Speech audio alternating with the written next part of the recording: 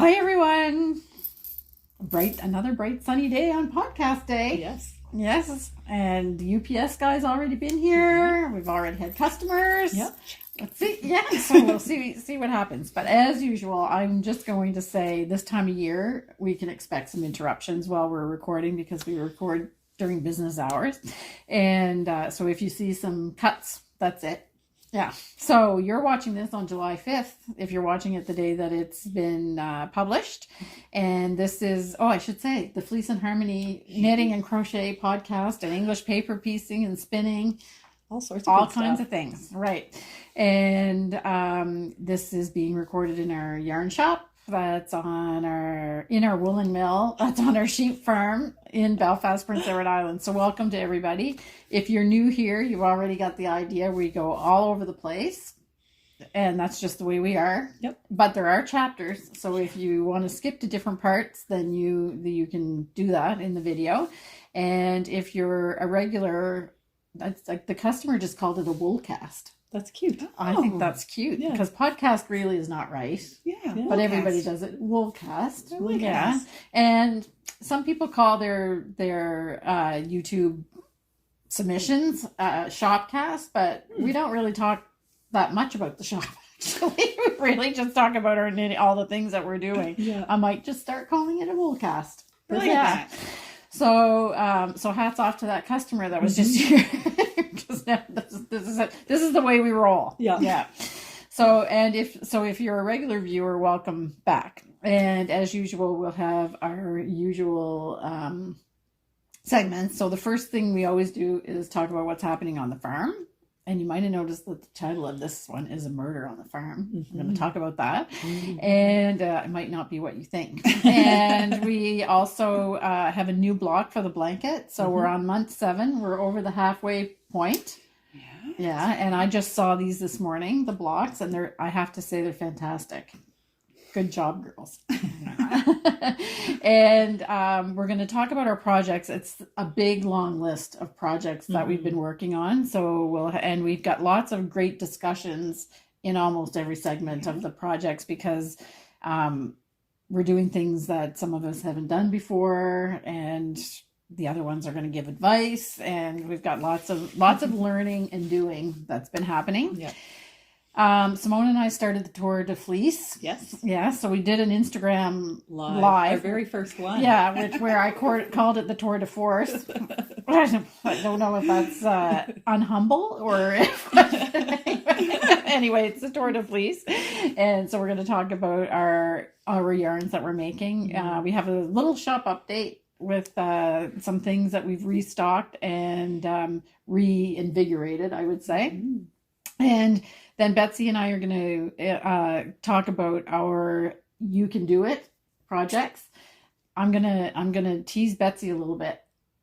I don't know why, but okay. Yes, you do know why. Oh, do I? Yes. Okay. Because this has got to be the only project that I know that you have done so step by step. Oh, just like yes. So you're gonna see where she is now, and I'm secretly laughing at her because not so secretly laughing. Yeah, exactly. All in good fun. But I'm not making great progress either, and I think it's for the same reason. Yeah. And then we'll do a little Fibre Festival update. We just want to talk about some of the vendors that are coming. So we've talked about classes for the last couple episodes. So we're going to talk about some vendors. And the harmony part is I actually try to avoid sunsets because PEI has so many beautiful sunsets that I could do harmony part all year long on sunsets. But I am going to do sunsets again because Ken has taken some fabulous pictures. We've had some really vibrant ones. Yes, really vibrant. Yeah, like with colors that we don't usually have, like oranges and everything are a given. Clouds even got involved last night. I know. It was so gorgeous. Yeah, it's amazing. So that's the harmony part. And if you're new, the harmony part is just a couple of minutes of relaxation with some music to go behind some video or beautiful pictures that we take around here. So with that, we'll get started with the farm update. A murder on the farm. So there was actually 2 murders on the farm. Oh, jeez. Yes. So all of a sudden, a murder of crows has moved on to the farm. Yes. Simone, Wah, wah. but there was also one little tiny murder as well. So an unusual thing that Ken found on the trail. So we'll talk about the crows first, because there's always been 1 or 2 crows hanging around. And we also have ravens that we see sometimes. And if you don't know the difference between a crow and a raven, if you see the 2 of them, you know right away. Like the Who's who. Yeah, who's who. So a crow looks pretty delicate next to a raven, actually, even though they're both pretty big birds. Yeah. But all of a sudden, we have 6 or 8 that are here. And Simone has her suspicions about why. What's that, Simone? The cherry tree. Yeah. And I'm speaking from personal experience here, because whenever we have a lot of cherries on our cherry tree, I hear at 4:30 in the morning, and it's like, I know exactly where you are. You are stripping that tree bare. Yes. And they'll eat it even when they're still green. Yes. Yes. I thought I was safe until so I've been watching them for when they would be ripe. And then I was going to run out and try to at least taste one. But the cherries aren't great this year on my tree for some reason. I don't know why. Some of them didn't. Last year we had no cherries because we had a hard freeze late in the season last year, and all of the blossoms were killed. So last summer, I think there was 1. Okay. Yeah, and I didn't get to eat that one either. Yeah. This year we had quite a lot, but they didn't. It's almost like they didn't. There was like a little bit of a dry spell, and I think it was right when they would have just kind of plumped up. Yeah. Are your cherries looking good? So far so good. But we also have the crow problem. Yeah. So it will be interesting to see if we can kind of deter them a little bit. I noticed that friends down Mashins Point Road, they put shiny strips in their trees. I don't know how well that'll work, because we did the pie plates, the metal pie plates. That's what I was because they say. actually make noise and stuff too. The crows are pretty smart. Didn't phase them. Yeah. They don't care. They can figure it care. out. Yeah. They're too smart for me. So, and we also have like, it's small. It's not much past your knees. Currant bush, which is, they're all little green marbles on the currant bush, but the crows are actually getting on it and jumping on it. I don't think. I actually don't think that the currants would fall off, because they're not even ripe yet. That's video But they're worthy. bouncing up and down on it. Yeah, that's It's video worthy. unbelievable. Okay. Anyway, Crow trampoline. Yeah, and then last night, yesterday morning, if you just heard a big bang, it's the old folks home next door just has had their garbage bins emptied, so you might have heard that on the video, but we're not stopping. So we Ken and I took a little stroll, not a stroll. We went on the ATV, or the 4-wheeler, whatever you call it in your area, yesterday morning around the trail, because Ken's been working up in the trail trying to get it all cleaned up. We had the wood cleaned off, like the big trees cleaned off from Fiona early in the season, and now Ken's working to just widen it a bit, because it grows up amazingly so fast. Yeah, it's crazy. It really does. When we first had the trail done, it was 25 meters wide. Wow. Yeah. So now it's like comfortable for walking. Yeah. But if Ken doesn't stay on top of it, it's actually just going to close over. It's amazing how fast that happens. So we went around yesterday morning, and Ken went around last night, and he found, this is not good for, he found a hare's head. Ooh. Yeah. Ooh. So we don't have rabbits here. Simone likes to make sure that we know that. Clarify that. I actually said that to a customer. She says, "Oh, look at the rabbit." I said, "It's not a rabbit. It's not. It's a hare." And then you sound so pedantic, but But it's actually true. it's actually true. But yeah. So we don't know what murdered the hare. Yeah. Yeah, but something got it. So there are owls on the one end of the woodlot, but it could be anything. Could have been anything. Yeah. There's Fox. lots of options. Yeah. Yeah. Eagles. Oh yeah, there's the eagles quite commonly. Yeah. Osprey wouldn't do it. Probably not, but who knows? Yeah.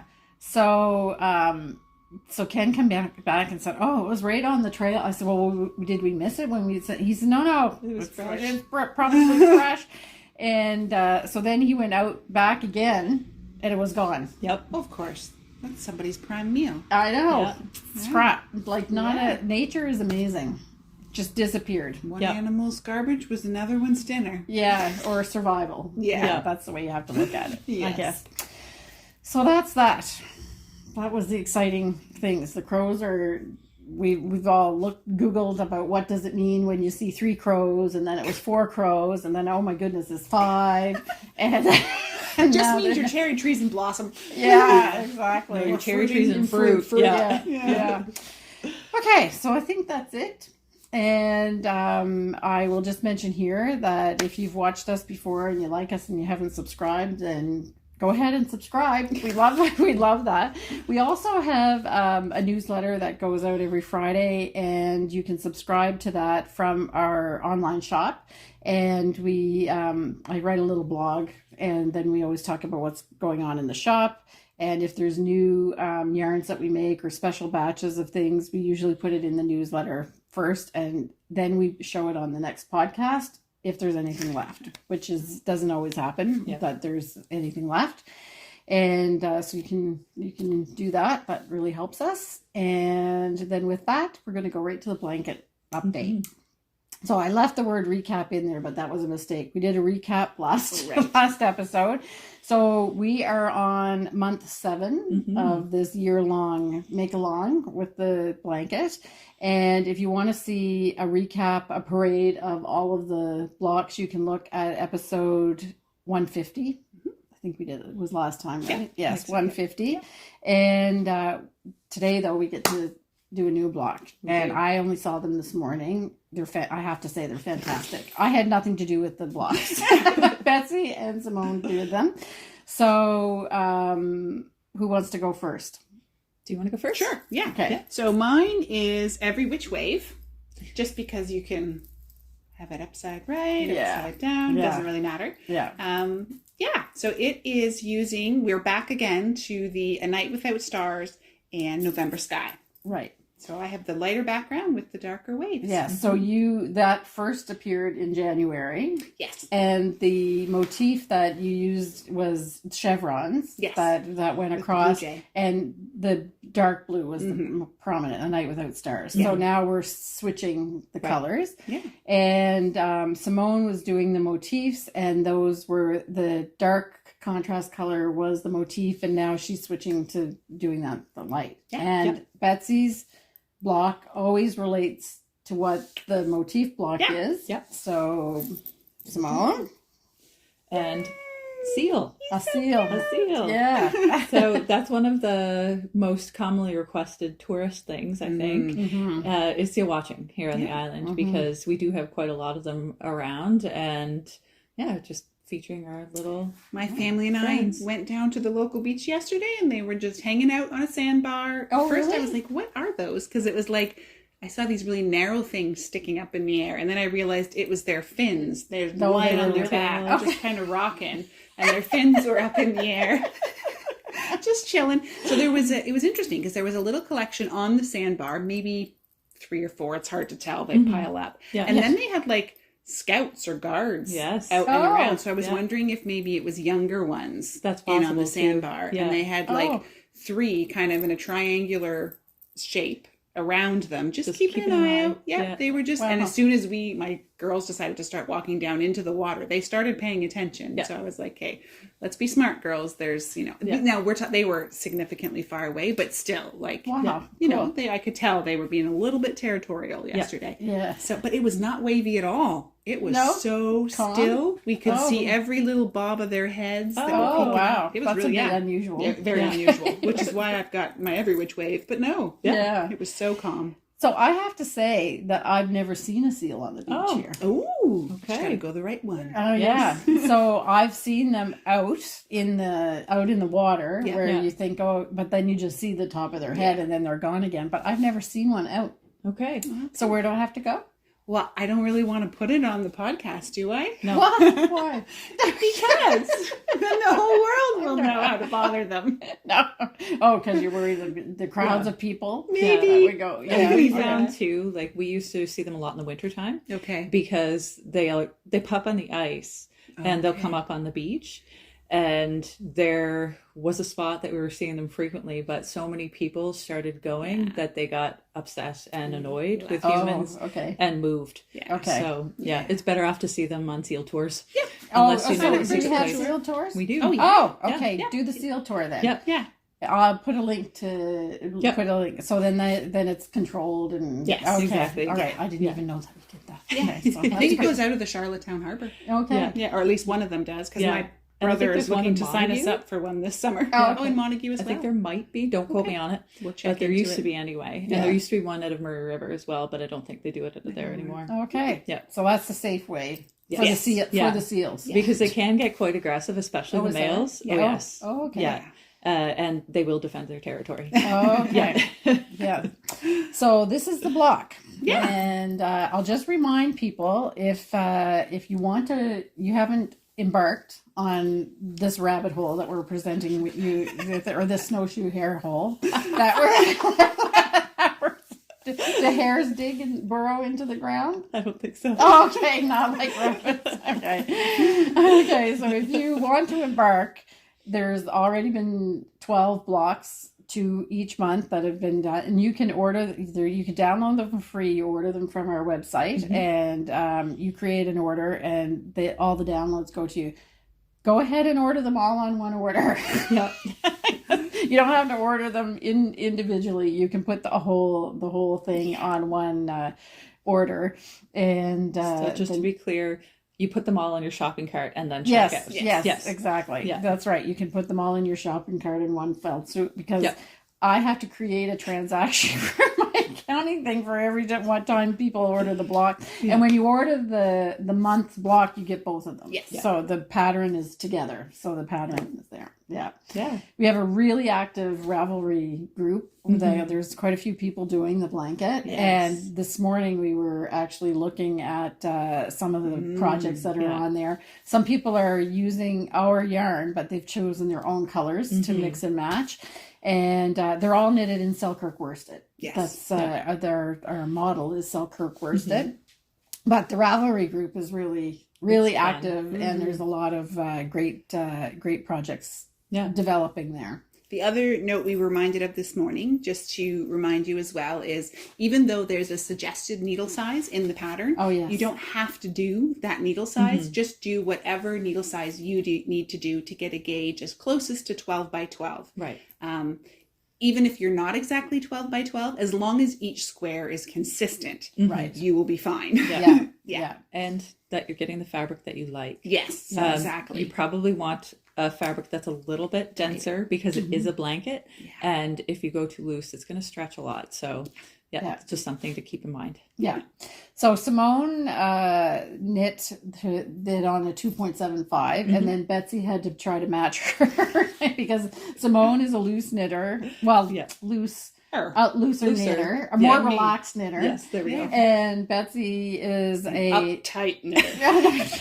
A tighter knitter, so that was a little bit of a challenge. To be full disclosure, Betsy had to fudge her blocks a little bit to be able to match Simone's size of block. But if you're doing all of the knitting for your blanket, you can just do it doesn't even really matter as long as they're square. It doesn't matter if they're 12 by 12 or 11 by 11. You just have to knit at a gauge that's comfortable. So we had somebody ask us about it this morning, and in fact, I would recommend that you knit in a gauge that's comfortable, that you don't have to try to get to it, because you've got a lot of knitting to do. Yes. And it doesn't have to fit you. in the end. Yeah, so exactly. yeah, You'll have it a doesn't bigger or actually smaller matter. blanket. Yeah. The only advice that I would say that you should really pay attention to is that you want a fabric that's a little bit denser, because the blanket is going to be quite heavy when it's finished. Yeah. Okay. Anything else about the blocks? I think that's I think good. that's good. That's great. Yeah. Great. They're really, really nice. Okay. So now we're going to get to our projects. Ooh, yeah. And once again, Simone's the only one knitting something hand knit. Wearing. Yeah, sorry, wearing. So, Simone? I finished my Seashore Stroll by Jennifer Shield Toland, and it is knit in our point prim sock in cherry slush colorway. And I am very, very happy with this finished project. It's fantastic. So cute. Yeah. Yes. So, do you want to explain a little bit about the pattern? Because Sure. it is a great pattern. There's all kinds of options. Yeah, she gives you a lot of variety as far as the pattern goes. So you can knit a long sleeve or short sleeve version. And there's even people that did like mid-length sleeves. Just keep in mind, if you're modifying the pattern at all, you may need more or less yardage. And then there's waist shaping, or you can do straight down the sides. I didn't bother with waist shaping. I wanted kind of just a looser t-shirt fit. And then there's the option at the hemline for either a twisted rib or a mirroring textured pattern. And which is I opted for the fantastic. mirroring textured pattern. I'm not going to haul it up You'll right take a now, but picture. I'll take a picture. Yeah. Okay. Okay. Yeah, it was a And fun- so your what size, if you don't mind saying what size you I did? knit the 36, Okay. and I use less than 2 balls for Okay. the short sleeve version. Yeah. So it's one of those. Did you yarns can lengthen be- it a little bit? I think I went with a total of 13 and a half inches. Okay. From underarm to Okay, so the bottom of not the hem. cropped, but not quite Yeah. full length either. Yeah. Okay. So kind of middle of the road. Yeah. Yeah. Okay. So 2 balls of 2 the balls. point prim sock. So it's 400 yards for each skein. So you're just under 800. Yeah. 800. Yeah. But if you want to do any of the adaptations, you should probably have pick up 3. another ball. Yeah. So I love that. Yeah. Yeah, but it's like I say, with the skimpy yarn skimpy sweaters. sweaters. Yeah. And I have to but- say, it knit so fast. Yes, she knit So it really fast. Yes. Because I mean, like, the texture was like, just one more row, just one more row, just one more want to row. keep going. And then whenever you finish that, it's like, oh well, it's just stocking out. So I'm just gonna power going. through. Yeah, and you knit 100 miles an hour. People were stopping. So Simone, which is actually a really good idea, Simone, because I'm going to talk about it a little bit with one of the projects I'm going to show. But Simone brings knitting into the shop. We don't. People say, "Oh, it must be so fun to own a yarn shop or work in a yarn shop because you have time to knit." You don't really have time to knit. No. But especially when you're making the yarn. Yeah. But when customers are in the shop and we get it, like sometimes customers want to talk, sometimes they just want to browse and whatever. So you need to be here. Yep. And it's the perfect time to get 1 or 2 rows off on a project. Yep. So Simone started bringing in her whatever current project she's working on. I was bringing some crocheting out. Betsy spends most of her time at the dye vat. No, it's not a conducive location for knitting. Yeah, No. Simone and I, where we're working, we can see the customers coming in and out, and Betsy can't. So it really doesn't make sense for her to And I come get from the dye. especially in the summer, I get a little frazzled looking back there. It's pretty steamy over the dye vat, and so it's usually Simone and I or Ken that come out to the shop, and you can get a lot done just while you doing a couple rows at a time, and exactly. I can show that on one of the projects that I'm going to do. And you knit a lot of this. Well, you knit quite a bit at home too, but it lived here for a couple days, and just able to get it done. I think it took me maybe a week to finish. I was gonna say, I think I mostly saw when you were in the stockinette section. So I think you did a lot of the texture on your own time, and then the stockinette you could do here because you didn't have to worry. Yeah, I didn't have to worry about pattern or anything. finding a place. and people were stopping because when she was knitting, that was the thing. They were like, "Holy smokes, she's a fast knitter." Yeah. Although we did meet a wonderful lady that knits mittens. Yes. And she knits over 150 pairs of mittens a year. And her friend was like, she's a really fast knitter. And I said, maybe we need to have a knit off. So if she comes back to the store, I'd love to sit and have a knit off with her. It'd be great fun. It's all in fun. I'll bring you coffee and cake. Exactly. Yeah. Well, that sounds good. That sounds like a good deal. And then I can be the example. No, I'll be the example of the slow knitter. Oh. Yeah. So I love it when people say, oh, I'm the slow knitter. I'm saying you have no idea. I'm not even getting involved. Yeah. I'm really slow. Okay. So that's fantastic. Yeah. Very happy with point it. prim sock yarn. Yep. Seashore Stroll. Not typically a color that I would choose for myself. So Betsy is rubbing off on me. Yeah. And I'm very pleased with this pink. Good. Yes. It's very cheery. It is. And it was delightful when it was living in here on the table that we have in the shop. Okay, so that's that. And then what else do I have? Now you started a new sweater. I did. Yes, so we'll just move to that first. So this is...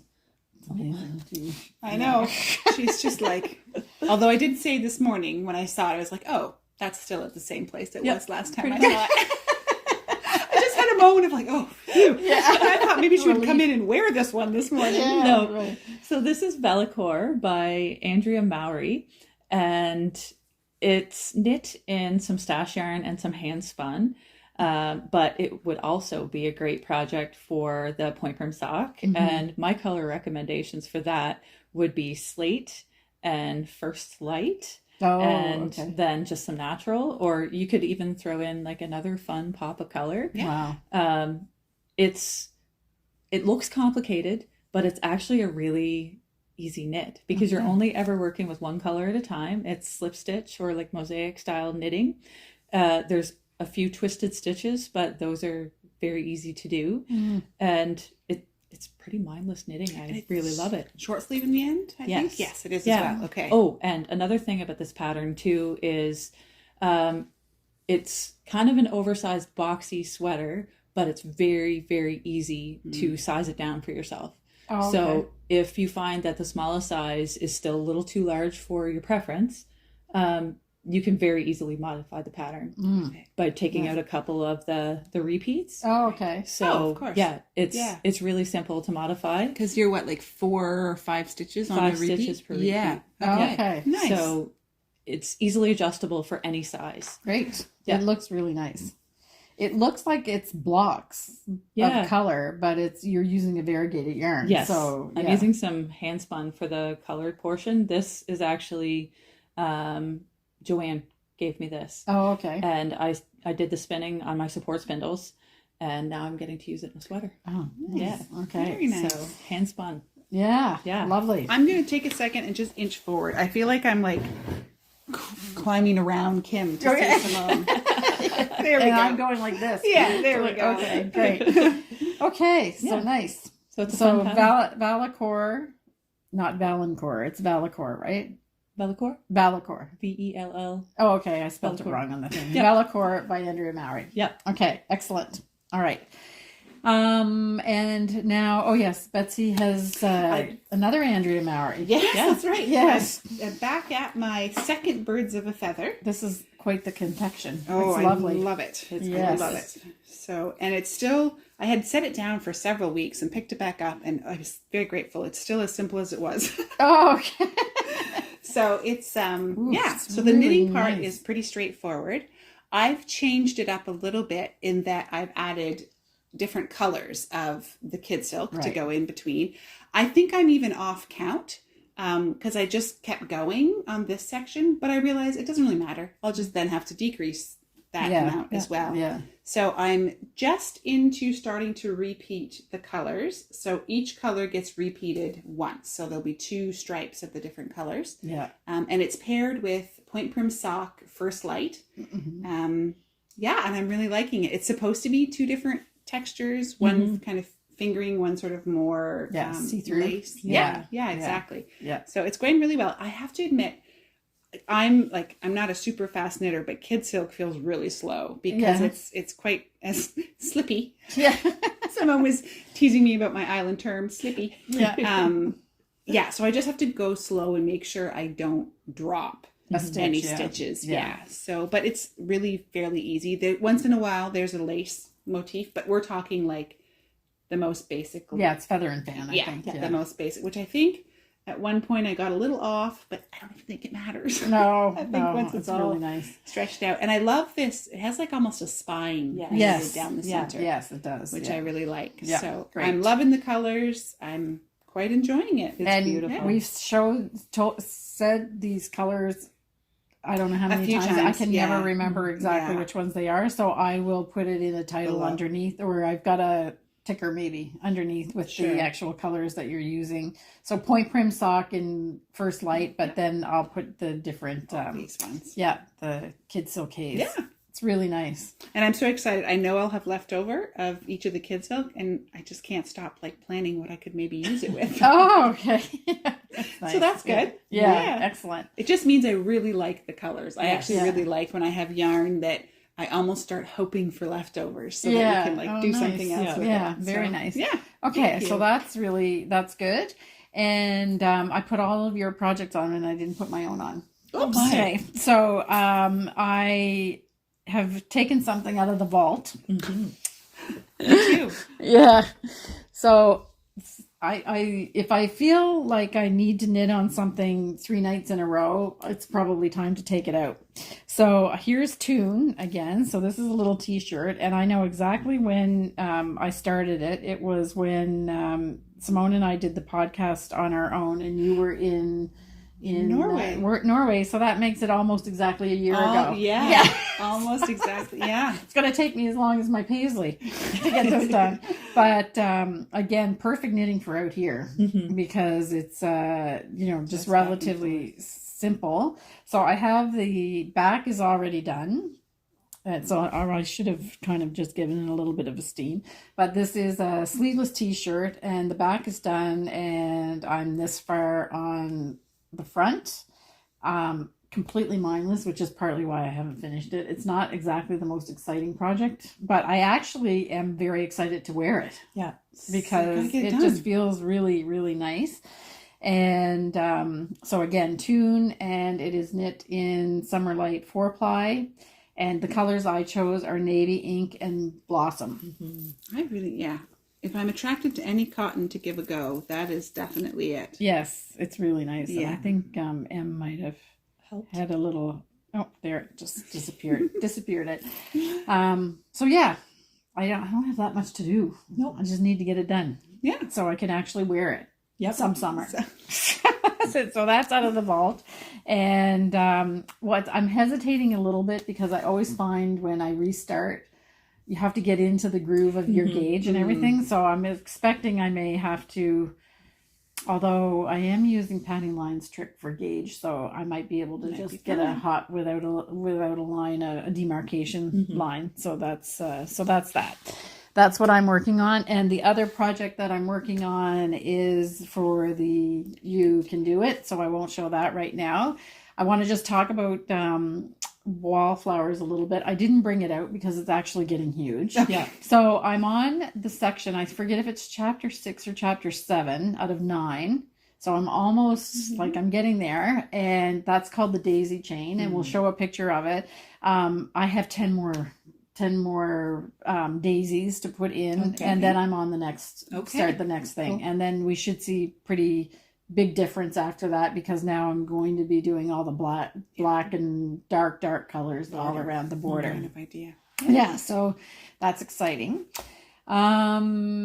Okay, so then where do we want to go now? Should we do my Dustland crochet? or your crochet? Yeah, either one. Doesn't Yeah, matter. well, why don't we stick with the blankets? Okay. So Betsy has the Violet Garden. I have the Violet Garden. So I'm making this one up as I go. So the first sort of side or corner is done. So that is that corner. This is a design that Betsy's making. Yeah. So this would be the bottom left-hand corner of the blanket. And now I just need to make... Is it like this? No, this is the long. Go long. Yeah. Okay. This way. Okay. Yeah. So you show Simone and I'll take care of this. Sure. And then I have to do this one now that will come down and mirror it. Yeah. So this will be the top right. Oh, okay. Okay. hand corner. So then you're going to have a bit in the middle. So there's a section in the middle. And I had really hoped to come with a sample of what I might be putting in there, but I spent a few hours on Saturday trying different leaf motifs, trying different techniques, and I didn't like any of them.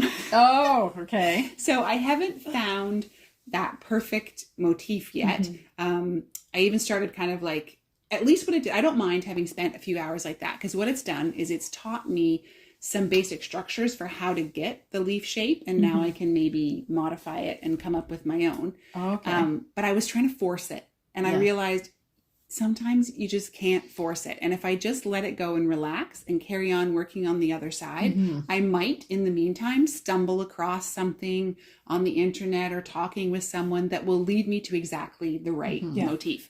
So I just had to really like tell myself to just relax, back off, and it will come in time. So I couldn't force it, and I was definitely trying to force it. It's really hard to force creativity. Very. Yes. Ask anybody with writer's block. I mean, there's times I can kind of like, if it's already laid out for me and it's just following and just do it, yes. But when you're trying to actually create it, it's, because I have this vision in my head, and I don't want to completely give up on the vision, but I hadn't got there yet. Right. So You'll get there. We have faith in you. and there's stuff to keep progressing. Yes. Without worrying about that section. Right. So, It's not like you're at a standstill. No, exactly. Yeah. Okay. Yeah. Lovely. But I'm really liking its weight. Yes, and I was just that's exactly it's what I gonna was be just going a to say. beautiful cozy Feel this blanket. all on your own. Yeah. It has I love a it. very nice Yes. weight. It's Yeah. dense. It's going to be cozy. Yes, it is. Yeah. Yeah. Cozy But, and beautiful. Yeah, but I'm making it to hopefully keep someone warm who needs to stay warm in really cold winters. Oh. Just a friend who I'm hoping to gift it to that that Canadian winter isn't maybe her favorite thing. Oh, Yeah. okay. So Yeah. All right. Lovely. So this is you've got a lot done though. Yeah. it's easy. So I've learned I can't knit and be in the car. I was going to say can't knit and drive. No. Even like a passenger, I get kind of nauseous. Yeah. Not while I'm doing it. Yeah. At the moment we stop and I get out of the vehicle, I'll be like, whoa. Oh yeah. So something about that. But I can crochet, and especially in these small bits. Yeah. Because it's just a flower. So I've just been taking it along. Anytime we have to go to Charlottetown and back, it's only about a 20-minute drive, but I can usually get 2 or 3 flowers done in that time. Yeah. So Cool. Though I think that could be a thing. Doing those little incremental, just doing a little bit at a time and just sticking to it. Yeah. I like a project that I have that I can sit down and work on for a few hours, but then I also like to have these ones that are Quick Bite and- size. yeah, the little crochet. bite size. Yeah, bite right. sizes, yeah. Okay. And you'll take note, all my ends are in. Oh, okay. Now, see, I only mention it when they're not in. That's the backside. Yeah. Beautiful. Yeah. People like to see the backside. They do. Yeah. It's actually hard to tell the On difference this one, between. it's pretty similar. Yeah, they're pretty similar. Great. Not a lot of difference. Beautiful. And you have the Dustland Shawl that you're working on Yeah. I do. too. Yeah. Yeah. Yes. So go ahead. Here, you might get warm with it on your lap. They're all looking stunned because I have the agenda and then I'm just hopping all over it. That's right. Let's see here. Okay. Oh, so you made It's really kind of crumpled on here. This is the front side You here. just said this morning, I think I need a longer I cord. need to I think put it on a longer I cable. can probably help you out with that. Yeah. She probably has some at home. laziness. Yeah. Yeah. Because I could put it on a longer cable, But that's not knitting. I know. It's terrible. Moving or adjoining, you have to get the little piece out. It takes like a whole 5 minutes of knitting time. Yeah, maybe not even. Except more is like my tune, the front and the back on the same thing. Yeah. So you really can't see anything. Not really. No. But I have actually worked a significant amount Yes, on it. It's yes, getting you did. quite wide. Yes. And it's the type of shawl, it's crescent shaped, but it's a lot wider than it is deep. Yes. So yeah, I'm making significant progress. And as you can see, Ginger Snap's been helping. Yeah. And yeah, it's a lot of fun, but I do find because it's a textured pattern in a darker yarn that I have to be meticulous in keeping track of my rows. So I only work on it at home and I check off my rows as I go. Right. Yeah. Okay. Hard to read. Yeah, but you can definitely tell the front side from the back side. Yes. And I'm really enjoying it now that it's getting bigger. Yeah. It's gonna also be a cozy one. Yes. And this is in Selkirk worsted, the In color spruce. Yeah. So maybe what we'll do is we'll get a longer cord to take the picture. Yeah. Just so people can see it, because this is Stick it on a TBK. Yeah. Yeah. Right. I never thought, and I have those at home. They're in my little knitting basket right beside my knitting chair. Yeah. There we go. Hey. That's what friends are for. Remind us of what we own. Yeah. Exactly. Okay. The real kicker is I used it on the sleeves of this t-shirt. Yeah. I had so they were actually out. Yeah. Yeah. Yeah. Okay, so we'll do that so people can see, because it is quite big. Bunchy right now. Yeah. You've done quite a lot of work on it, actually. I have. Yeah. And now I just have, I think, 1 page of the pattern left to finish. Okay. So it really isn't that deep. It's going to be about this deep, I believe. Okay. So, yeah, So it's and still then I have to block it. But it's definitely not a stretch it out. skimpy no, not shawl, a skimpy shawl. which is great. And I like skimpy yarn sweaters, but I don't like skimpy shawls. No, me either. Yeah. Good. yeah, Okay. and I'm tearing through the yarn. So Yeah. because they are getting, I think it's like 300 and some odd stitches. Oh dear. Okay. Yeah. So, yeah, we're getting a few on the needles there. Yeah. That's good, though. Great. Yeah. Beautiful.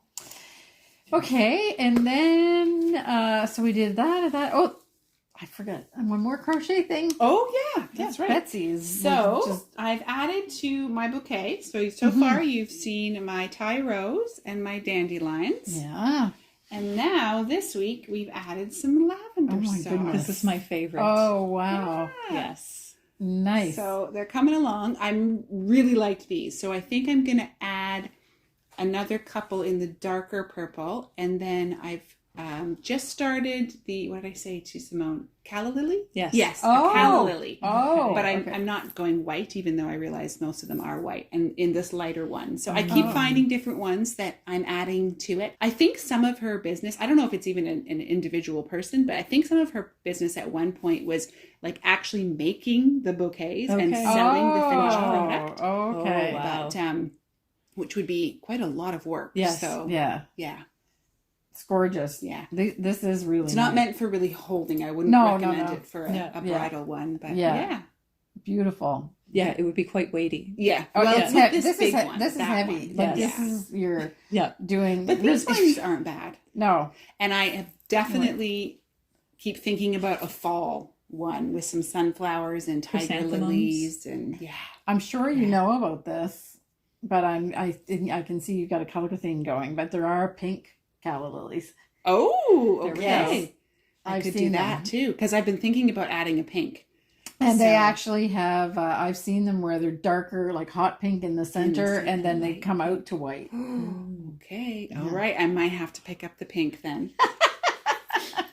Anyway, this is really like I love the lavender. Well, they're all impressive, but this is You like really, that one? I like it. Yeah. Yeah. The simplicity of it, I guess. Or, Super simple to make. Is And it? it looks just Super like real simple. lavender. Yeah. Yeah, Yeah. it does. Yeah.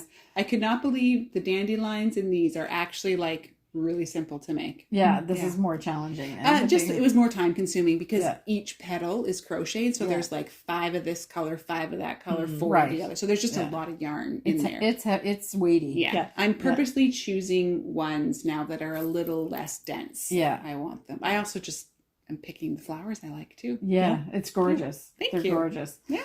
Okay, and so the patterns are hook okay. HookOK.com. Yeah, and there's a link down in the description if you Yeah. want to. Go find Go some. She's find got some. all kinds. Like that's 3 of probably 25 to 30 Oh, different wow. varieties Okay. of flowers. Yeah, that's she's cool. got a lot. They're really well done. She Yeah. should be charging for Yes, them. she Yeah. really should be. Yeah, And her good. tutorials, like there's no talking, but like the video tutorial that comes with it is very detailed, and she's good to, if there's an important part, like she slows right down and points so you can see what it is. And then the videos also have full transcript Oh, with them okay. as well. Okay. So yeah, they're really well done. Oh, Yeah. good. All right. Good going. Hook okay. Yeah, great. Okay, and so have we done all of the thread-based things? I have my... Oh, yes. Okay, I forgot to put these on. Fiddlehead mittens. So I decided to just end them in... Are they still damp? They are. Okay. Yeah. It took a long time for things to dry this week. Yes. Because we got a lot of rain. Yeah, it's been damp. Yeah. And These I had the air really conditioner nice. on in the house. Can't help it once it's there. These are nice. Nice and long. Oh, yeah. Look at the length on that. Yeah. That'll They go fit right really up well. inside your coat. Yeah. So instead of knitting the liner, I opted for 2 rows of an I-cord edging. And And put them on my bracelets. yeah, Oh, okay. it's You a want nice the comfy the other one. Yeah. They're There we really go. something. And I have large hands, folks. This is my big old large hands. Oh, yeah. Oh, really nice. So that was the Fiddlehead Mittens by Hello Yarn. Jasmine. Yeah, Jasmine. Yeah. And it's knit in our Roseberry Rambouillet Yeah. in crocus and amethyst brooch. Yes, which I think we are unfortunately out of. Yeah. So there are a few other colors still remaining. Yeah. So you can have a peek and choose those. We're not making any more. No. Yeah. Yeah, So we decided. once it's gone, it's gone. It's going to be a retired yarn. Yeah. Yeah. Oh, but again, it's very nice. Yeah. It has a real smoothness to it. It does. For Yeah. this, the detail on here is. And you could probably, like, if you really want to knit these mittens, you could probably get away with using our Selkirk worsted. Oh, yeah. Yes, Completely. I think so. Yes. I think so too. Yeah. And for the liner, do they suggest a lighter yarn, or No, is it the it's same? slightly smaller. Oh, okay. So you just forewent. Yeah. Foregoed. I decided to skip the liner because I really love the mittens as they are. Yeah. And the fun part was the color work. Yeah. There was a few times she came and she's like, it's just stockinette. I just don't want to knit it. Yeah. And you're not even going to show it off. It just goes Exactly. inside. Yeah. Right. So I decided to end it a little early, Mm-hmm. and I'm okay with that. There'll be autumnal mitts, and if it's really cold, layer them up with something else. Yeah. Yeah. Exactly. Beautiful. That's a really nice pattern. It is. Yeah. Okay. I might have to make a pair of those. Yeah. Yeah. The style of them is very, I really like it. very nice. Yeah. Okay. So is there anything else other than the last thing that I have on the agenda? I don't think so. Okay. So now we're going to introduce another new project. It's kind of related to the English paper piecing. Yes. So Simone is continuing on her English paper piecing journey, Yes. but she's got a box. Yeah. And what's in the box, Simone? It is a whole Patches. pile Look at that. of squares. Cut Yeah. squares. Yeah. Okay. So I went on a square cutting binge because I had to iron out and my little mat and my rotary cutter, and I found a really cute pattern for a vest. It's called the Bilbo Vest, and it's a quilted vest. You can do it patchwork or you can do it in solid. And of course, I decided to jump in at the deep end and do patchwork. Yeah. So I went through my fabric stash and I cut a whole whack of different fabrics, and now I just have to decide how to piece them together. Looking at your colors, Simone, it's going to be hard for you to go wrong. Just go for it. Yeah. See, this is the thing. I'm used to knitting and crochet and stuff like that. That's Kim's favorite. Yeah. And with that, you're dealing with, multiple colors and possibly a variegated. Yeah. But with fabric, Yeah. there's colors and then there's prints. So it adds a whole other dimension of crafting. And it's one that I'm not well versed in yet. You're just not used to it. Yes. I have no doubt whatsoever it's going to be stunning. I'm just going to flip through these while you keep talking. So, did we show a picture of the Bilbo Vest? I guess we'll have to find it. Find one. Yeah. So, unfortunately, I'm going to have to do a little bit of a research because whenever I do a title or a card or whatever, it ends up going over you. That's okay. Yeah, I know, but I don't. Sometimes you're showing something that I want to point out, and then the thing goes over. Because of where she's sitting. Yes, and I can't. I've done some research, and I can't figure out how to fix it. So I have to pick. So if the picture shows up someplace where you're saying, "Why did she put the picture there?" It's because I want Simone to be able to show what she's doing. Okay, the Bilbo Vest. Bilbo Vest, and there's been a bunch of different renditions of it, but the patchwork really had my heart from the beginning. Yeah. And you can probably tell fabrics are my favorite. Yeah, so then there's a couple modelly ones. I'm not even going to show them. Yeah. This is the Batik. Yeah. And another one too. Yeah. Yeah. Another one. And now I did have more, but I robbed from my little stash of cut squares for my English paper piecing project. Right. And that's okay. It just Does the pattern tell you how many squares you need? Because you no. seem to have quite a few there. Yeah. Yeah. I think you have enough for your vest. Yeah. Yeah. But I was just picking fabrics that I really liked, and whatever the size of the fabric was, I just cut up all of that into squares because I'll use it anyway. Okay. Right. So are these the same squares that you use in your English paper piecing? Yeah. And they just go around the little templates. Yeah. Okay. Yeah. Oh, nice. So it works nice. double duty. Yeah. Very cute. Nice. Very nice. So yeah, it's my and you're little... going to be able to show off your mushrooms. Yes. I like. That's my favorite. Yeah. Because when we showed the English paper piecing in the last episode, the mushroom ended up on the back. It did. But, Yeah. might But have to there's do some a cute little, and there's ferns. Yeah. I'm gonna put that. And then raspberries. Oh, I like the and a raspberries butterfly, and the or is it a moth? Moth. A moth. A moth. Oh, and fly agaric. What? Fly agaric. Oh. Oh. Oh. That's a really poisonous mushroom. Oh. Do we have that around here? Yes, we do. We do? We do. Don't eat it, Kim. No, I don't eat foraged don't eat mushrooms. mushrooms. Anemita No. muscaria, but we usually have the kind of orange variety. Oh, I've seen them. Wasawi. Yes, I can't say it right. I've seen Yeah. them. I Yes. love mushrooms, but I would never even attempt. No. Especially when I think it was not that long ago that there was a news article about a really famous mushroom hunter that actually ate around the mushroom. Yeah. Oh. Yeah. Well, there's a saying.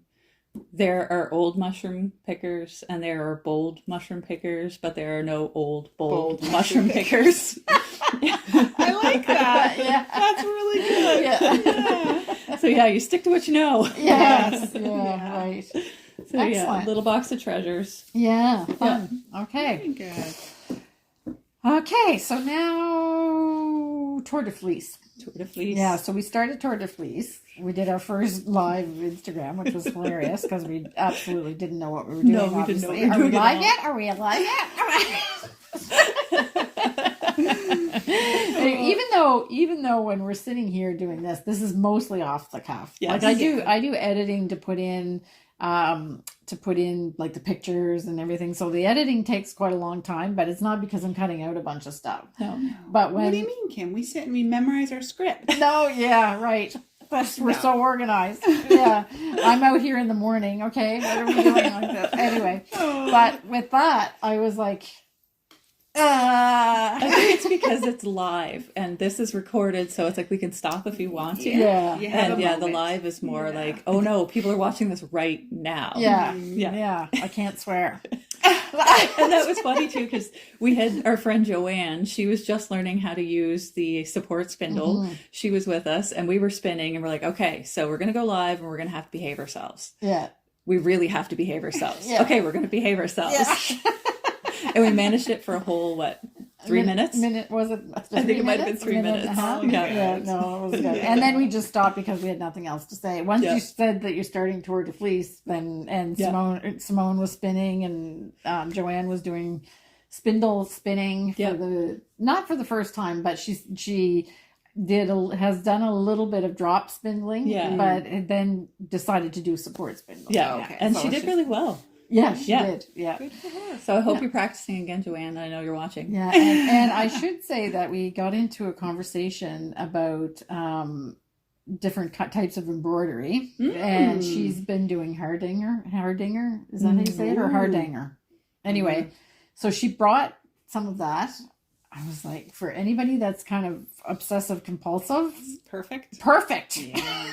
I was like, the work is like so. I'm gonna have to look it up. Yeah, well, you will have to get her to bring it. It's like it's unbelievable the detail of that and the like little cutting little threads and whatever. But It's very Joanne. yes, Yeah. when she said she was doing it, I was like, oh, I'd like to see that. And when she That's brought the it, one I was where like, you work across and then you snip out certain sections, right? So it almost looks like embroidered lace in the end. yes, Is that, yes. yes, Okay. yes. But you have to finish off the piece and then you cut the linen threads, and I have some really, really fine pointed embroidery scissors, because she was telling me, I said, what kind of scissors do you use for that? Is it embroidery? And she said, yes, but they have to be really fine. So I have what I consider really fine point embroidery scissors here.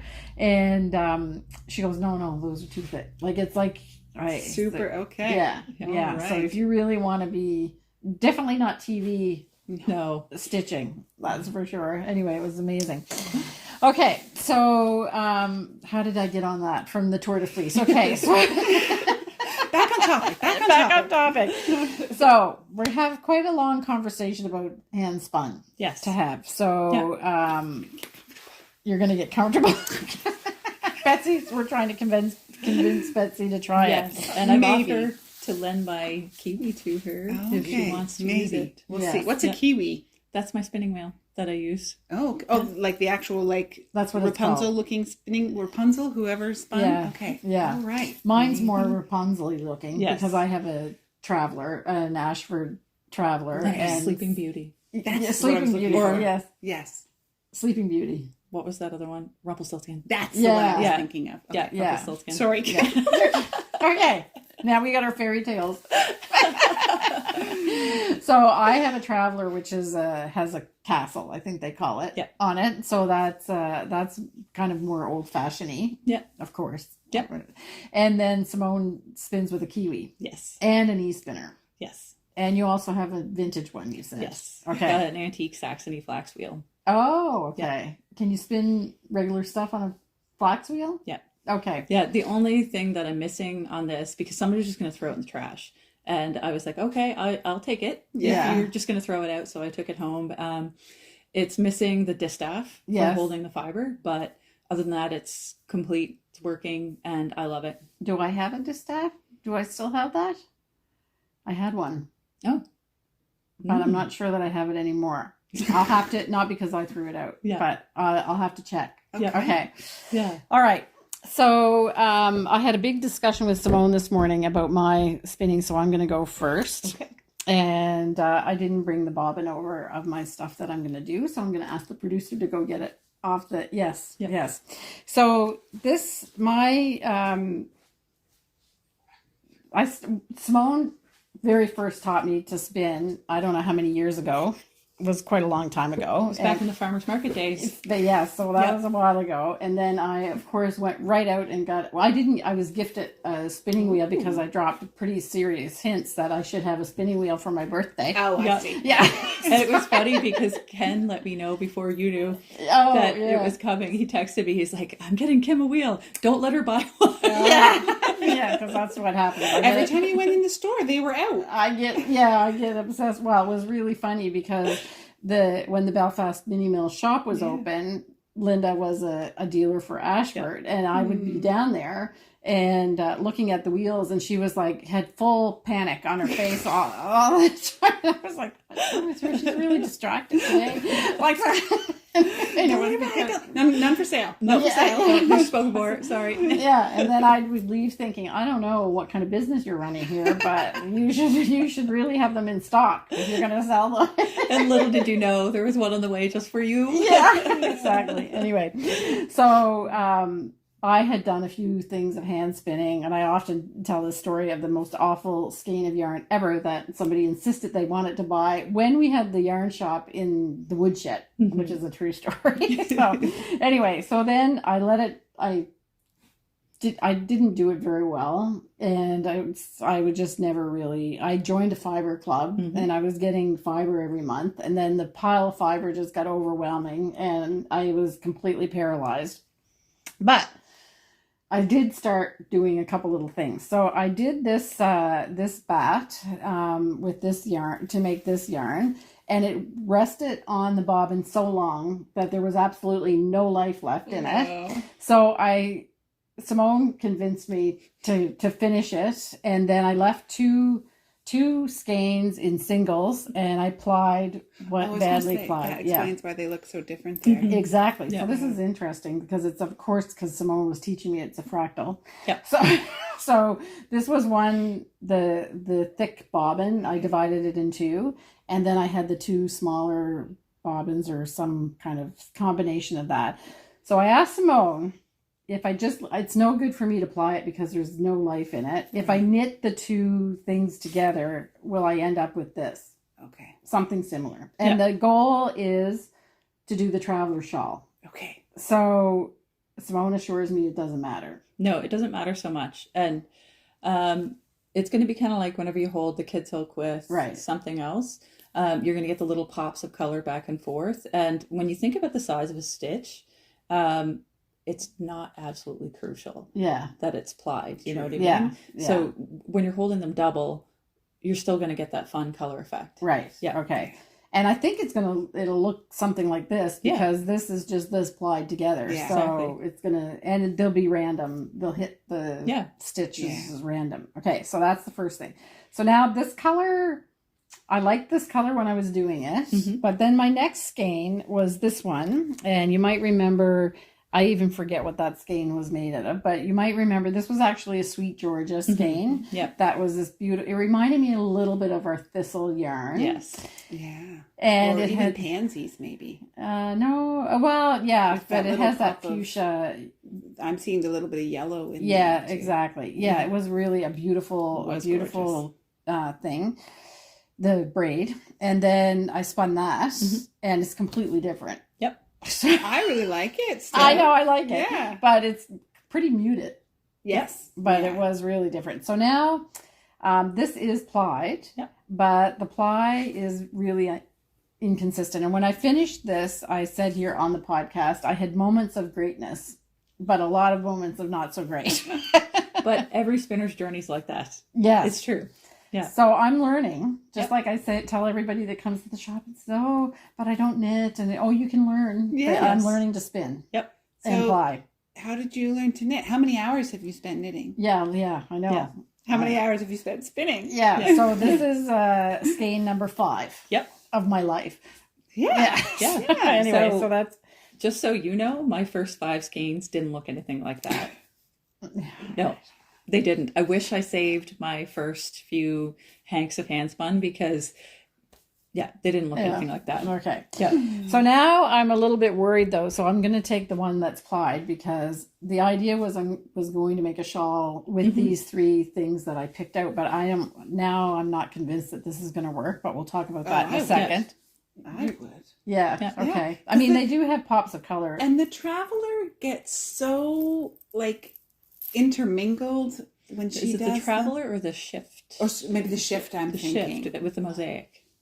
Yes, I'm thinking the Shift. Okay. Okay. Whatever. I don't even know which one I'm doing. The Traveler has ridges of reverse stockinette and then stockinette. Okay. And then the Shift has that's the one you're going to make. Yes. You're going to make the Traveler. You were doing the Shift originally, I think. Yeah. Okay. So the Shift shawl, that will play great. Perfectly. Okay. Yeah. All right. But now I have the third one. But that's okay. Okay. So the third one is this.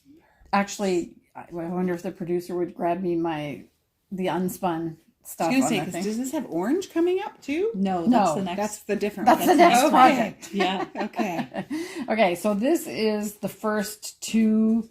This. Okay. 2 bundles of fiber for a fractal spin. So it comes out. So that it starts like this, and then it ends up like that. And tell everybody what it is.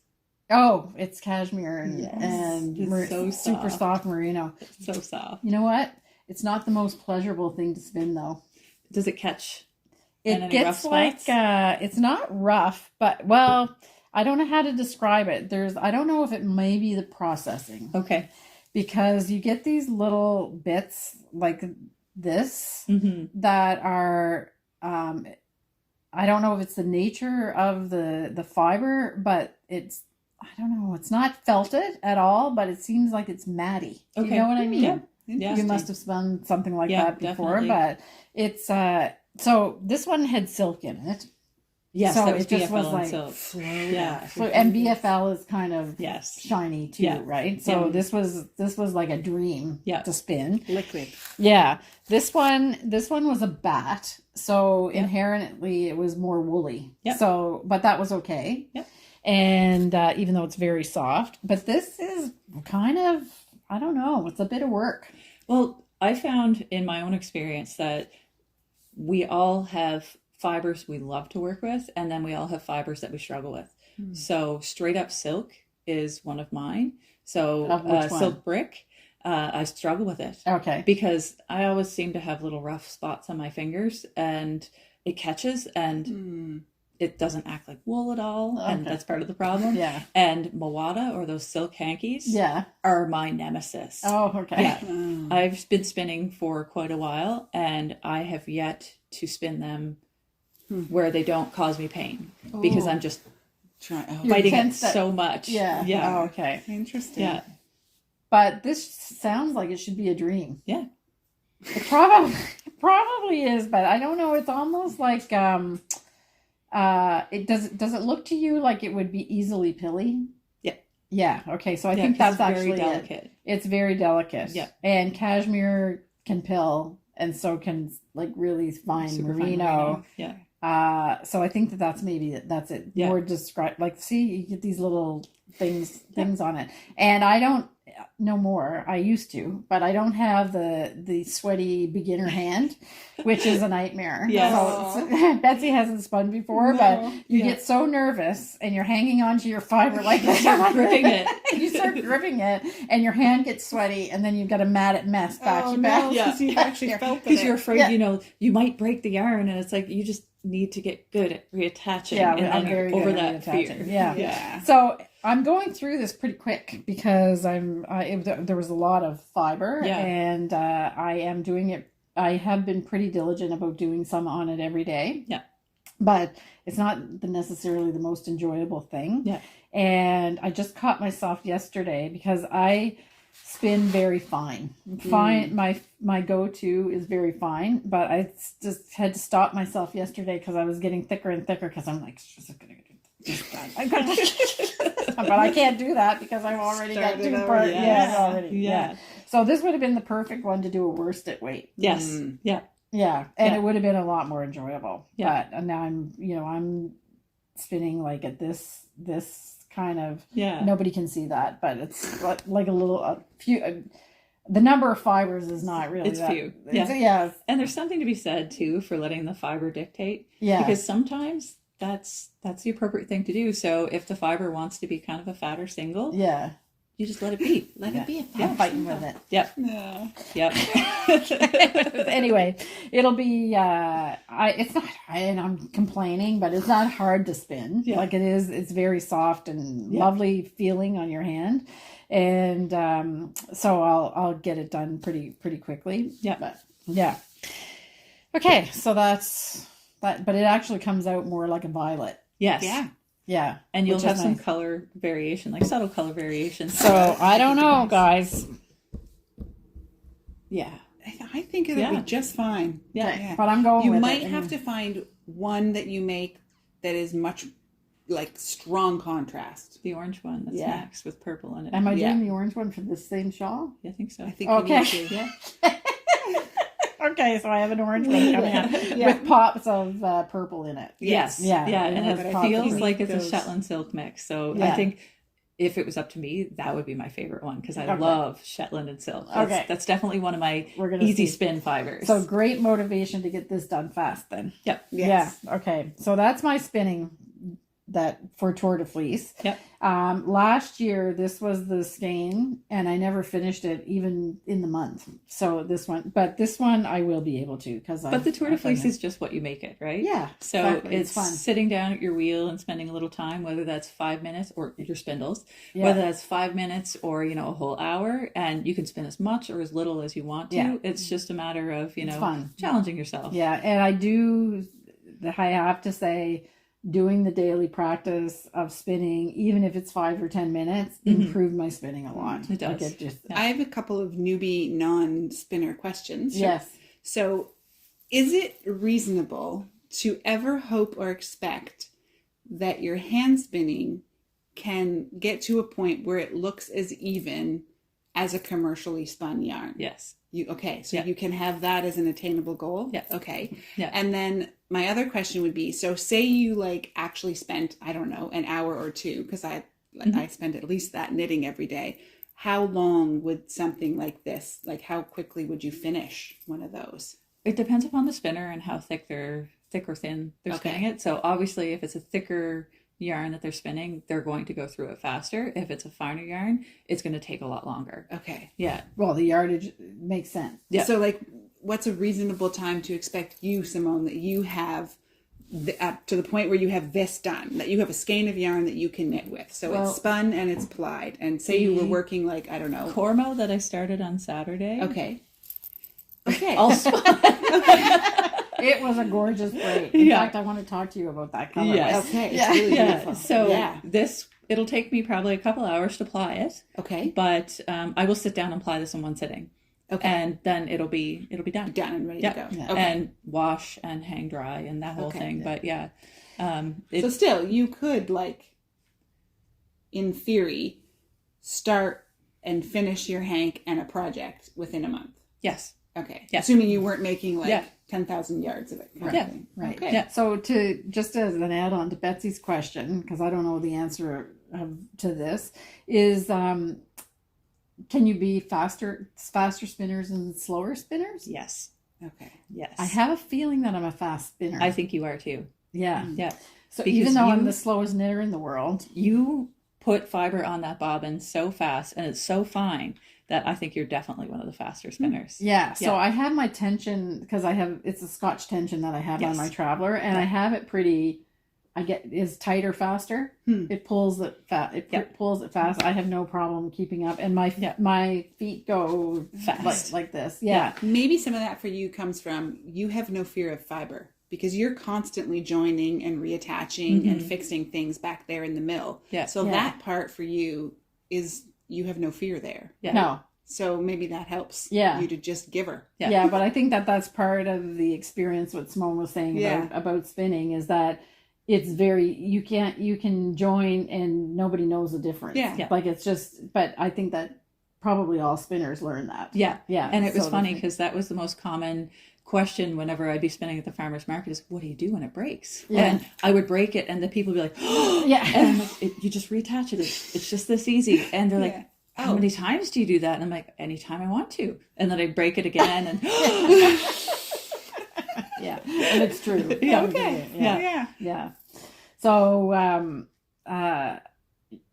So for me, it's the amount of time I've spent with it. But now, once I put my nose to the grindstone and wanted to get this finished, I was even surprised how quickly it went. Going. Yeah. Okay. Yeah.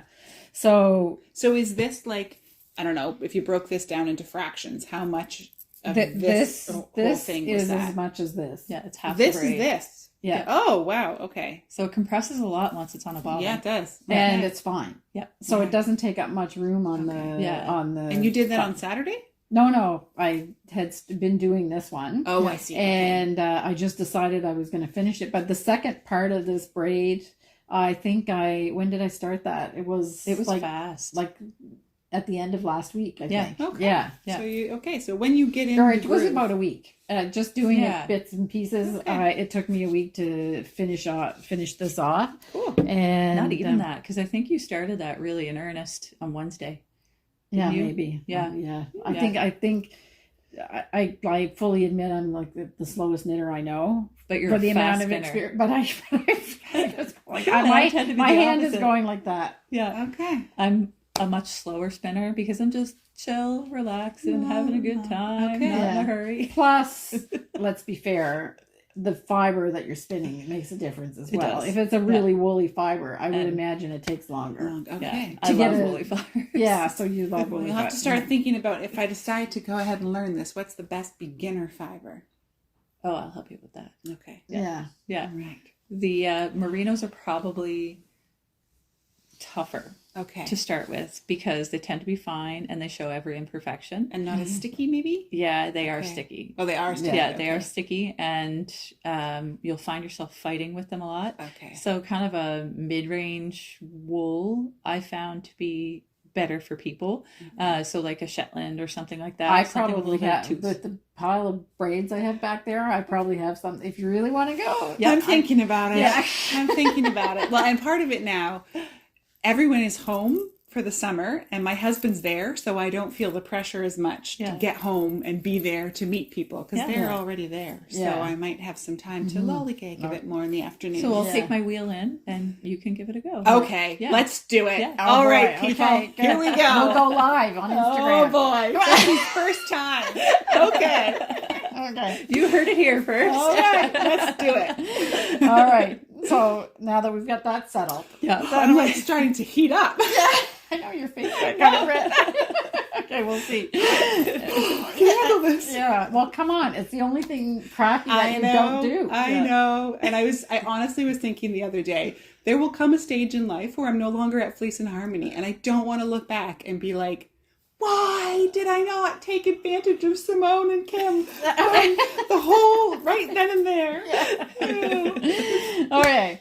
So that's settled. Yep. And you obviously are a fast spinner too, because I've got you just started this spinning done. Yeah. So this was what she started on when we did the Instagram live. Yeah. She was just starting this. So this was the bobbin that I started on. Yeah. And then I have to admit, I moved to my electric wheel because my feet were tired. Oh, I do a lot of running. I do a lot of bicycling. I'm on my feet at work. So whenever I go home and I want to spin, it's either support spindles, or lately it's been my electric wheel because I'm lazy. Oh, and I don't want to pedal. Yeah. You're just ready. Right. Yeah. Okay. So Tour de Fleece goes all through July, right? It does. Yeah. So for the month of July, Betsy's finally convinced. Okay. So if you want to start something, then join us for Tour de Fleece. So we just had a customer, and I had tried to wrap up the spinning before the customer came in, and I thought I wrapped it up, but I cut poor Simone off. She still had one more project for spinning to show. Let's see. All right. So do you want the work in progress or the finished yarns? The finished. Wait, sorry. Whichever you'd like to show. Betsy phone. Yes, I'd like to see the finished one too. All right. So this is some spindle spun. And the fiber is from Paisley Defender. So Sue Smith. Yeah. She was one of the vendors at the Fibre Festival, and I love her fiber bats. They're a lot of fun, and she's got such a distinct style that you can see her from a mile away. Okay. So this is spun up from one of hers. I spun it on my support spindles, and I'm very happy with it. It's kind of a fun textured yarn, and a lot of fun colors. It's nice. The color play is really nice in this. Yeah. It reminds me like of the bottom of a really shallow brook. Yeah. You can see. I was going to say tidal stones. Yeah. She's got a beautiful like watercolory kind of bats, and I really love them. Yeah. Gorgeous. Yeah. Gorgeous. So that was fun, and that was one of my treats from the Fibre Festival. Yeah, nice. One of your treats. Yeah, one of my treats. I might have got 3. Yeah. And what's this one? This one is a very poorly twisted skein. Don't judge me, Betsy. That can be redone as many times as you want. Yeah. So this was the massum that I was spinning up on my support spindles as well. So before the Tour de Fleece started, I wanted to clear everything, and that way I could kind of start fresh. This was a little moodier. That one is moodier. This one has a little toothy to it. Definitely more rustic. Yeah. Nice. Yeah. So look at that those kind colors of too. blue, steely blue with this green. It's gorgeous. Yeah. You're going to take a picture. Yes. Yeah. So it's probably a darker gray fiber to begin with. So it is over dyed. Oh, okay. Yeah, and that's how you get those kind of rich, colors. Now that's good plying. Now that's all I'm obsessing about now. But you notice too that there are sections of this that are not as well plied. Yeah, but I think that's because of the fiber. Yeah.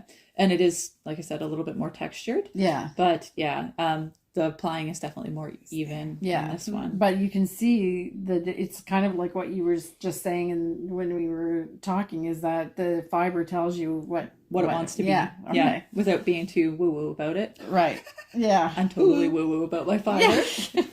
And last up is a project that I've been working on before. It's Shetland Cross. This is surprisingly soft. Yes. Oh, it's yes. It has like a halo feel. Yeah. So feel that. That's the Shetland Cross. I washed it. I got it from a local smoother farmer friend. softer spun than it is in the bat. Yeah. Yeah. Nice. So Very cool. that's a fleece that I got in the raw, and I've been washing and carding at home. I did a little video of my drum carder. Yeah. And that's okay. Started spinning it again. Yeah. Excellent. So that I'm just going to keep working on. It's a whole fleece worth, so it's going to take a while. Yeah. Okay. Yeah. That looks like it needs to be asking to be another Lunenburg sweater. Oh, it could be. Yeah. It could be. Okay, so now we're done with the spinning. Yes, we are. Okay. Yeah. Excellent. And we're back. Simone's changed her hairstyle. Oh, I had to tie it back to use the camera. Okay, so now we finished up all the applying or the spinning. Yep. And we're just going to do a quick shop update. I just wanted to say that our thread and maple has been restocked. So if you've been looking for your needle binder pages, then we're back in stock with everything that we carry. Obviously, it's mostly the Chiagu pages that we have, and double points and the project pages and the notions pages, but we're back in stock with everything in whiskey and in chocolate. I did want to talk a little bit about the Fox Mountain items.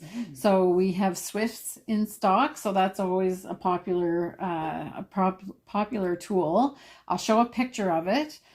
Because it's kind of hard to demonstrate here, but if you're looking for a Swift and you want something that literally is as smooth as silk, yes, they're really nice. It's a tabletop Swift, and Scott is finishing up some spindles. So I have drop spindles coming and support spindles coming. So support spindles are about as rare as hen's teeth these days. Everybody's on the bandwagon, and we've waited quite a long time, and they're finally on their way. And I also ordered some of the support spindle lap bowls from him. So we have some table bowls in stock already, but we did get the lap bowls. People seem to like them because they're kind of like you can use them anywhere.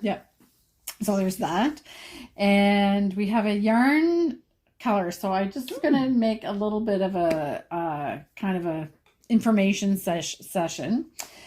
So Betsy has been perfecting all of the recipes. Tweaking. We'll say tweaking. Yeah. All of the recipes for some of the yarns. We have some yarns that, just a little bit of hay there. Yes. So some of the colors are really hard to get to be consistent, the variegated colors that we were doing. So Betsy's been really working hard over the last couple weeks or months to try to produce the colors in a way that we have a little bit more consistency. So we're not too consistent because that's not what we're really about. No. We really like the fact that they're all artisanal made.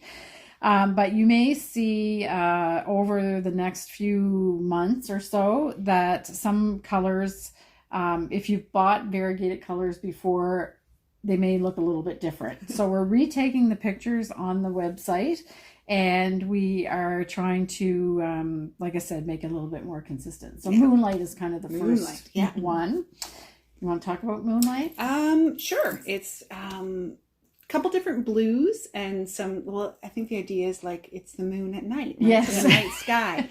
So you've got the moon in the pearl here. Yeah. And then around it, you've got, as the sky gets darker as you move out from the moon to quite a dark gray, almost black. Yeah. I'm working to get that like black. Yeah.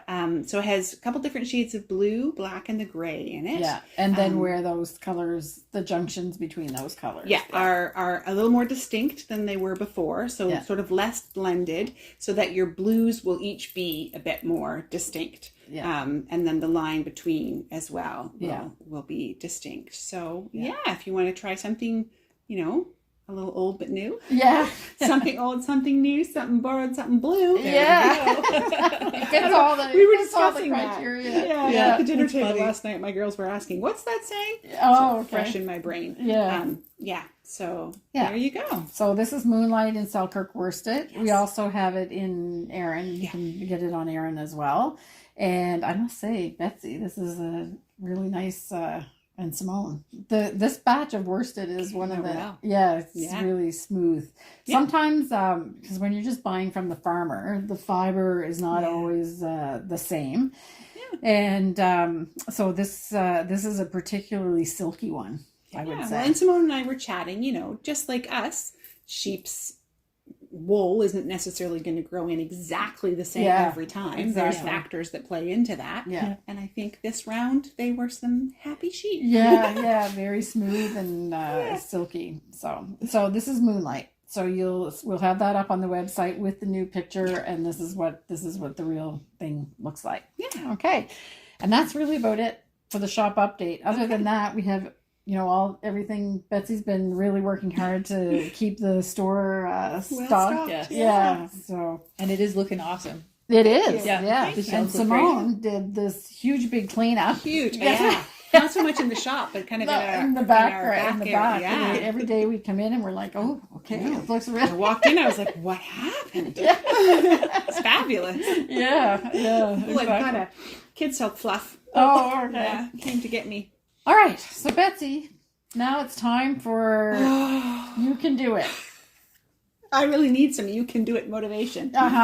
So, I have reached the point where all of my pieces are done. I'm still unsure if this is going to fit or not. Blocking it and smoothing it out might not have raised my confidence too much. Okay. So, this is what I was teasing Betsy about the other day, because I'm like, this is the slowest finished project you've ever done. You're dragging your feet. Not because I wanted to rush you, because who am I to rush anybody? But I know you. That last like section. I know you. Yeah. Yeah. I know. So, this week I concentrated on getting all of the ends tucked in. That was no small feat. It was not. And I'm not, I think, so is it Pine and Wool or Wool and Pine has just released a pattern I saw this week that is, it's a scrappy one. It's a cardigan. So you're going to have all these ends. Right. But sort of their bragging point on it is that they've come up with a way that you I-cord those ends in somehow, or they disappear into an I-cord, or they hide. Anyway, I kind of wish I had run across it a little earlier, and then maybe I could have incorporated that. I don't know for sure. I haven't bought the pattern. Don't know exactly what their technique is, but I'm intrigued because all these ends woven in here has made this edge fabric a bit stiff. Oh, right? Okay. Yeah. Okay. Can you? Yeah. I don't know if you'll be able to see it, but I can definitely feel it. Yeah. So anyway, it's done, which is fantastic. The blocking is wonderful. Oh, it's thank you. Amazing. Yeah, I don't mind blocking. I like blocking. So it's all ready to go. I could have sewed it up 2 or 3 days ago. No, that's right. I couldn't because it's been so damp. It needed to be fully dry, right? Fully dry blocking. Okay, Betsy. Keep telling yourself that. What I've discovered that has made me nervous is, if you recall, I had talked about making the front a little wider than the back so that it will compensate for what I've got on the front versus what I've got on, or not got on the back. However, I meant to do 2 inches difference. I think I ended up doing 2 inches on both sides. So it's actually a 4-inch difference now. So I'm also nervous to see how that's going to play out, what's going to happen. So these stripes, because do you know that you did that? Or why would you just think you did it? Because I was intending 2 inches, but when I lay the back on the front, it's clearly 4 inches worth of extra. Oh, okay. Because I've had 2 inches in my brain all along. So, okay. Yeah. So anyway, so someone had kindly explained to me the first time. So ideally, if I had done it correct, the seams would sit right where they're supposed to because there's more out front. Yeah. Now it may still wrap a little further around, the striping may wrap a little further around my back. Oh, okay. Like headed towards it. So I don't know. Anyway, I've been stalling because I don't want to know. I think the only thing that you're really going to run into there is it might shift the armholes back just slightly. A little bit. Okay. And I don't know. So Betsy, I don't know why. I'm going to make a suggestion. Okay. That I don't know why this seems like something that I already have one. Okay. I would just cut an inch. Well, that's what I was thinking. But then I was like, all those ends that I took the time to sew, I could have done that in the first place. Why didn't I just treat it sew like up both like a steak and yeah. Anyway. So the possibility to do that is still there. Yeah. I still think I'm going to put it together in case, like you said, I actually followed my math and it is correct. Okay. And find out. And if not, then I will just steek it. Yeah. Yeah. Treat it like a steek, and I'll sew it up. And I can feel, like, just from where your ends are, you do a little bit of felting on that, and you could probably... And it would have been fine. Steek. Oh, I see. Yeah. Yeah. That alone, almost without too much sewing, would be fine. And you have a sewing machine. I also need to sew it together the first time just to make sure I don't need those extra inches. Yeah, exactly. So we'll see. So I was confused at first of like, how does this go together? But I laid it out on the table, and I think I know. It's really nice. I figured Do you it out. have any light bulb pins? Because I was thinking what you could do. Light bulb pins. The ones that are shaped They're like a little opening light stitch bulb. markers. I don't have those. Oh, yes, I do. Yeah. What you could do is just kind of slightly overlap and pin it all down the sides and then try it on. Good point. point. See if it works. That would be a good idea. Yeah, just the front and back, and not worry about where the sleeve goes. No. Yeah, because the sleeves are... I'm quite confident in the nice. sleeves. Like I don't think I'm going to have a problem with We're those. all about the point prim sock. Because remember I thought they were going to be way too long, but I don't think they are. By the time I get that seamed together, And you this wanted is the supposed folded to come cuff. right up Yeah. to the neck. Oh, and you want this to fold? Yeah. Yes. Oh, okay. Yeah. So I think I it should should be be perfect. just fine. Okay. And like the width of them, they're not going to be way too tight, which I didn't want. So I'm pretty comfortable with that stuff. So it's just, I just got to bite the bullet and put it together. Yes. Yes, you do.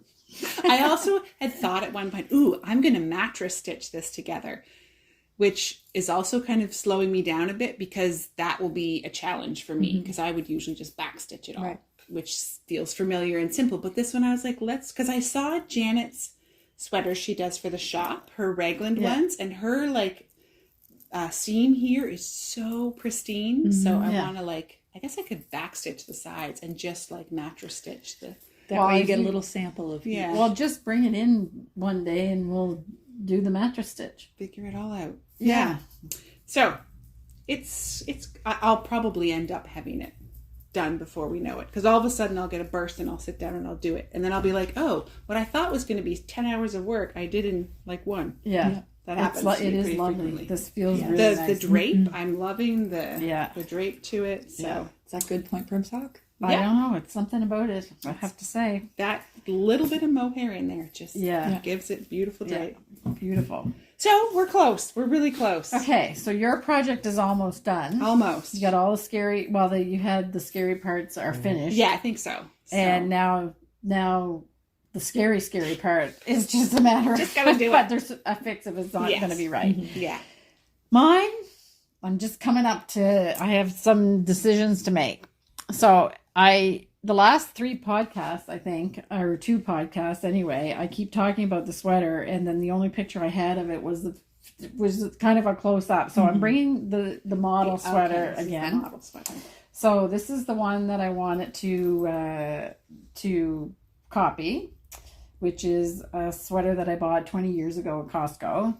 And so I said I wanted a different color, and I said there's no chance of getting that sweater again. But ever since I had this sweater, my mother has coveted it.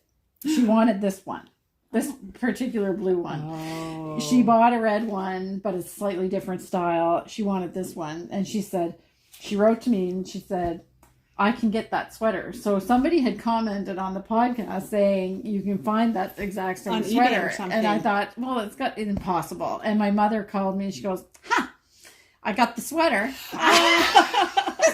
So my mother actually has it, the exact one. I said, awesome. How can you find? And when she got funny. it, she said it came, and she said it was like almost like it was just like the day it was like it's obviously that is fantastic. Yeah, exactly. Anyway, so now my mother's got a sweater. So this is a sweater that I'm trying to reproduce in another color. So that whole project started this whole thing about you can do it. Betsy was already doing hers, but that for me that was kind of a big deal. So I'm knitting mine in. I wanted to knit it in a Rowan yarn, but Rowan doesn't have a yarn like that. So I am using Rowan cotton cashmere and alpaca classic held together, which is giving a pretty good facsimile. I couldn't. The original sweater would look like felted tweed, but felted tweed is way too thin or too fine for what I want it to do. Yeah. and belted tweed with something else. This definitely has cotton in it. So this is kind of where I'm going. So just to recap, I did the rib. I discovered that the rib that they did, I made my rib a little bit shorter. A little bit shorter. So the rib that they did is not double. What is it? A third more stitches. And then when you go to start the stockinette, you knit 2 together on the purls, to bring it so that it's not balloony. Yeah. Basically, it's a flat did you rib. change needle sizes between the rib and... Yes, I did. Yep. So I did a smaller needle size with, is it a third or is it I forget how many more stitches it is. Anyway, I go down to 120. It was 180 down to 120. Okay. So it's a third, I think. I think you're right. So, and then go up a needle size. Yeah. Okay. So, and I'm doing a slight waist shaping because that's exactly what the model sweater had. And at first I was going to do more stitches of waist shaping, but I thought, I think I would have gone too far. So I actually am just doing 2 stitches in 2 steps to do the decreases. So now I'm at the final waist size. So I did my first decrease way down here, and then I did a second decrease, 1 stitch on each side. So 4 stitches all together. Yeah. And so I'm just knitting straight now until I start to do the increase again. Yeah. But good thing that I have the reference sweater, because the next thing is to start the pattern. Because I want the pattern. And I thought I had a lot of time before I have to start the pattern, but I don't. No, you don't. It's really low. There. Yeah, there's only like this much. Yeah. So which held up with, can you hold that side somehow? Sure. Yeah. If you hold those together, you're pretty darn close. Yeah. Oh, you're there. Yeah. Oh, am I? You're there. Okay. So. Yep. You're maybe 2 rows. Yep. Yeah. So now I have to really make my decisions about the pattern. So I've looked at some patterns, but I think today I have to, because I've been doing most of this like 2 rows at a time out here in the shop while we're waiting for customers to browse. Yeah. So, Crunch is on, Kim. The crunch is on. So now this is really the scary part for me, is because I'm going to have to, so now I'll actually, I think I might stop this and then do the front. And then get the front up to the same time. The same spot. And luckily the first part of the motif is just a stripe. Yeah. If you want it to be. If I want it to be. But I don't know. I'm really afraid to do this because the sleeves and the sleeve. Oh, they match up. Yeah, they match up. We'll just chart it out. Yeah, that's what you said before. Yeah. But we'll figure out all the stitches that you need, how rapidly you decrease, and we'll create a little template like that. And then we'll just put in the pattern. Do you think it's easy? I don't think it's easy, but it's doable. Yeah, I don't think it's also impossible. I'm already envisioning. Yeah.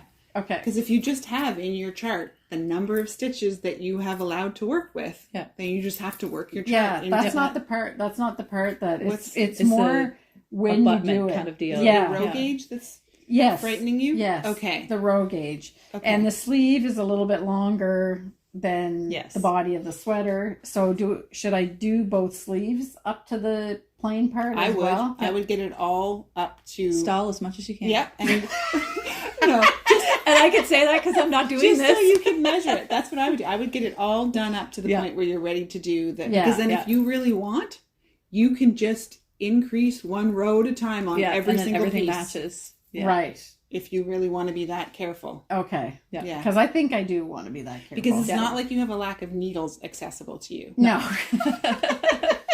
So you could have every piece on its own cord and set of needles. Yeah. And you knit the 1 row on the one piece, go to the next, knit the row on that piece, go to the next. Yeah. You could. Well, that seems to be the sensible way to do it. Yeah. Production line. Yeah. Okay. Production line queen. Yeah, exactly. Of course you came up with that idea. Okay. So that's where I have to, that's my next thing to do then. You could even do like 3 or 4 rows at a time. Yeah. Or just like a little 4 section. rows. Like the stripe is 1, 2, 3, 4, 5 stitches wide. I'd probably do 6 just so that you're always coming back to the same. Yeah. 1, 2, 3, 4, 5, 6 actually. Yeah. Yeah. Okay. I think that's what I'm going to do. Yeah. So this will continue. I'll do 2 more rows of this, and just to make sure that I'm in a good spot, because then the decreases will be truly finished, and then I should start with the increases. Yeah. And I think just the quick measure we did there, you have 2 more rows. And like 2 rows you're talking. Yeah, exactly. And I mean, with the 2 yarns held together, it makes for like a fairly chunky gauge. Yeah. So that'll take no time at all. Yeah, exactly. No, it does actually knit fairly quickly. So then I'll start the front. Yep. And then I'll have that exactly the same. Then I'll have to do the 2 sleeves. Yep. And these are seam 2 as well. Yeah. And then get everything up to that. So you're going to see progress, but it's going to be in pieces. That's fine. So, and then gives me a little bit more time to decide what the pattern is that I want. Yep. Then when you do it, you inch it all up together. Yeah, and if I start with a stripe, that's a good guidepost. Yeah. And something easier to match to than trying to. Yeah, it's like a perfect break in the knitting. And looking at this motif, if you stick with something like this, Simple. they actually have it that way already, where really don't worry about all the stuff going on in the middle. You actually have 1, 2, 3, 4, 5 stripes. Yeah. Is all you're actually for exactly. lining up. Yeah. And stuff. Yeah. Yeah, so it is actually a good pattern because you have the background for a couple rows before the actual contrasting stuff happens. Yeah. It's actually very similar to what I've been doing for you folks in the knot motif pattern and the back and forth. So the things I've been learning about back and forth and carrying colors as well. So I do all of the colored sections I try and do in even rows, even numbered rows, so that you always end up back at the same side. So both yarns end up back at the same side together. Yes. I'm not as thoughtful. I'm all over the place. Okay. So I'm teasing you about but I'm doing the same thing. But I think you're being wise about what you're doing too. Yeah. Right. Okay. So then it seems now it's like now it's going too fast.